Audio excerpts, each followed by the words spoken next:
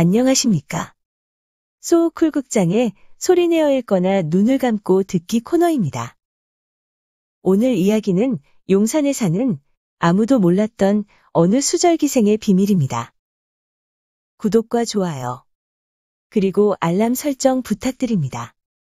재미있고도 좋은 글로 보답하겠습니다. 옛날에 어떤 선비들이 성문 밖 용산에서 모임을 했는데 여인의 슬피 우는 소리가 들려왔다. 아침부터 거의 해가 저물 때까지 울음이 그치지 않으므로 그녀가 누구냐고 선비들이 물어서 이웃에 있는 과부임을 알았다.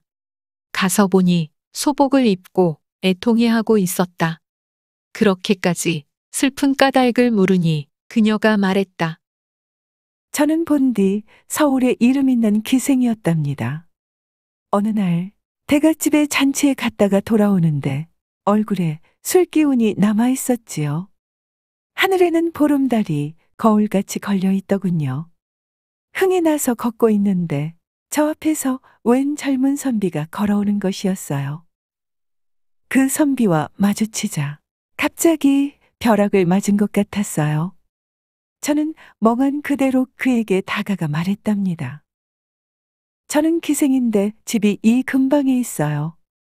잠시 우리 집에 들어가 담배라도 피우시겠어요? 그 선비가 응낙하므로 방에 들어가 촛불을 켜고 마주 앉으니 그 기쁨이 손으로 움켜쥘 수 있을 듯 했답니다. 즉시 좋은 술을 받아다가 저녁밥 대신으로 마셨지요.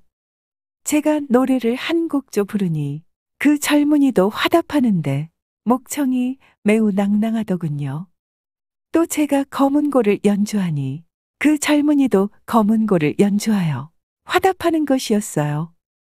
그렇게 주고받고 노는데 어느 순간 그만 가슴 속에 감당할 수 없는 정념의 불길이 타오르기 시작했답니다. 촛불을 끄고 그와 운후의 정을 나눈 뒤 서로 끌어안고 잠자리에 들었어요. 저는 가늘게 코를 고는 그 사람 옆에 누워서 결심했습니다. 어느 집 아들이고 어디 사는지도 모르지만 이 사람은 내 사람이다. 그러나 그 순간 너무 서글펐습니다. 내가 양반댁 규수가 아니고 이 사람이 내 첫남자가 아니라는 것이 순간 허황한 꿈을 꾸는 것 같아 약간 울었습니다. 눈물로 베개를 적시다가 결심했습니다. 이 사람 옆에만 있을 수 있다면 첩이라도 좋다. 종이라도 좋다 하고 그러다가 어느 순간 잠이 들었어요. 그런데 갑자기 팔에 한기가 느껴지는 거예요. 눈을 비비고 일어나 보니 그의 배가 칼로 갈라져 흐르는 피가 자리에 흥건하더군요. 어찌할 줄 모르다가 문득 하늘을 치어다보니 달빛이 창문을 비추고 있는데 그의 옷 같은 얼굴이 아직도 발그스름한 기운을 띠고 있는지라 슬프기 짝이 없었답니다.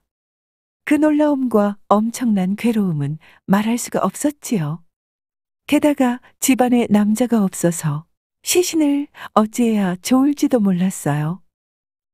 간신히 시신을 겹방에 끌어다 감추고는 이튿날 밤을 기다려 다시 집 앞에 거리로 걸어나갔어요. 사람을 불러다가 시신을 처리할 생각이었어요. 나가보니 과연 항나천리 그립은 키가 큰 무변 한 사람이 지나가는데 용모와 풍채가 경쾌했어요. 말을 걸어 집으로 들어가자고 해서는 전날과 똑같이 했지요.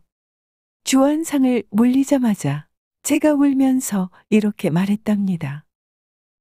나리를 모셔온 것은 정욕에 끌려서가 아니라 눈앞에 어찌해야 좋을지 모를 일이 있어서 감히 나리께 수고를 끼치려고 해서입니다. 기꺼이 허락해 주신다면 삼가 죽을 때까지 무엇이 되든 어떻게 하든 그 은혜를 갚겠습니다. 하고는 세세히 그간의 일을 말하니 그 무변이 이렇게 말하더군요. 딱하게 됐구먼. 여말 배를 사오도록 하게. 그 무변은 윗도리와 팔찌를 벗어놓고 조용히 시신을 염한 뒤 유둔으로 싸놓더군요. 그리고는 성을 넘어 시신을 묻으러 갈 때 제게 이렇게 말했어요.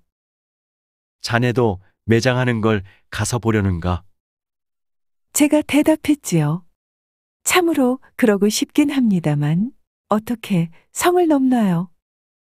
그러자 그 무변은 왼쪽 옆구리에 시신을 끼고 오른쪽 옆구리에는 저를 끼더니 성을 뛰어넘더군요. 한 곳에 이르러 땅을 깊이 파서는 잘 묻어주었답니다. 그리고 집으로 돌아와서는 제게 이렇게 말했어요. 오늘 밤 여기서 자네와 동침하면 젊은이를 묻어준 보답을 바라는 것 같으니 그럴 수가 없구먼. 하지만 나는 그 젊은이의 원수를 갚아주고 싶은데 자네 생각에는 어떤가? 제가 이렇게 말했답니다. 그 젊은이에게 아무런 은혜도 입은 게 없잖아요. 그런데 원수를 갚아준다고요? 게다가 어디서 누구인 줄 알고 어떻게 그 살인범을 찾는단 말씀인지요? 무변은 내 말에는 대답하지 않고 다시 물었어요. 혹시 전에 자네를 사모했는데 거절한 사람이 있었는가? 저는 갑작스럽게 묻는지라 생각이 나지 않았는데 한참 뒤에야 이렇게 말했지요. 우리 집 뒤에 궁궐에서 말을 보살피는 사내 하나가 살아요. 저를 마음에 둔 지 오래되었는데 제가 항상 거절하였지요. 그러자 그 무변은 고개를 끄덕이더군요. 이튿날이 되자 그 무변은 뒷문을 활짝 열어놓고는 제 팔을 끌어 문을 향해 가까이 앉혀놓고 온갖 추잡한 장난을 다 하다가 한낮이 지나서야 그만두었어요. 저는 그 무변의 무례한 태도에 적잖이 마음이 상했어요. 하지만 감히 말을 하지는 못했죠. 밤이 되자 그는 방에 누워서 코를 드르렁거리며 자는 것이었어요. 저도 전날 밤에 잠을 설친 까닭에 골아떨어지고 말았지요. 그런데 잠결에 문득 우당당탕 하는 소리가 들리더군요. 저는 깜짝 놀라 오늘 밤에는 또 무변이 죽는구나 하고 생각하고 있는데 조금 뒤에 무변의 말소리가 들렸어요. 빨리 불을 켜게. 제가 촛불을 켜고 보니 어떤 사람이 창 앞에 쓰러져 있는데 머리가 이미 깨져 있더군요. 그가 물었어요. 이 사람이 자네를 꿰던 그 사내인가? 제가 자세히 살펴보고 말했어요. 네, 맞아요. 나리께서는 무슨 수로 이 사람을 여기 오게 하여 죽이셨어요. 낮에 자네를 심하게 희롱한 건 이 사내가 오도록 하기 위해서였지. 그 점은 미안하게 생각하네. 아까 이 사내가 뒷담 너머로 우리를 노려보는데 눈빛이 아주 불량스럽더군. 나는 이자가 밤에 와서 나를 해치리라는 걸 알고 방문 앞에서 거짓 잠든 채 했더니 과연 칼을 든 채 문을 열고 들어왔다네. 그때 내가 소매 속에 있던 철퇴로 그를 쳐서 죽였다네. 말을 끝내자마자 즉시 그 시신을 묶어서는 옆구리에 끼고 무변이 나가더니 파묻고 돌아오더군요. 그리고는 날이 밝기를 기다리지 않고 대문을 나서는 것이었어요. 제가 따라가겠다고 했더니 완강히 거절하더군요. 사는 곳이 어디며 이름이 무엇이고 무슨 벼슬을 하느냐고 물어도 알려주지 않았답니다. 저는 그 무변이 저를 두고 가는 것이 무엇보다 고마웠습니다.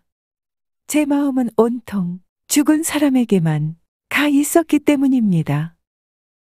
그 일이 있은 다음 날로 저는 기생 노릇을 작파했습니다. 그 사람 아닌 다른 남자와 수작하기 싫었기 때문입니다.